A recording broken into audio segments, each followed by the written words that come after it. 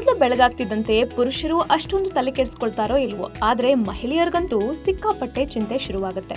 ನೋಡೋಕೆ ಎಷ್ಟೇ ಚೆನ್ನಾಗಿದ್ರು ಈ ಬಿಳಿ ಕೂದಲು ಅಂದವನ್ನ ಕೆಡಿಸ್ಬಿಡುತ್ತೆ. ಹಾಗಂತ ಕೆಮಿಕಲ್ ಯುಕ್ತ ಡೈ ಬಳಸೋದಕ್ಕೆ ತುಂಬಾ ಜನಕ್ಕೆ ಇಷ್ಟ ಇರೋದಿಲ್ಲ. ಇನ್ನು ಸಾಕಷ್ಟು ಮಂದಿ ಮೆಹಂದಿಯನ್ನ ಬಿಳಿ ಕೂದಲಿಗೆ ಬಳಸ್ತಾರೆ. ಆದ್ರೆ ಇದರಿಂದ ಕೂದಲು ಕಪ್ಪಾಗೋ ಬದಲು ಕೆಂಪಗಾಗಿ ಇನ್ನೂ ಅಸಹ್ಯವಾಗಿ ಕಾಣಿಸುತ್ತೆ.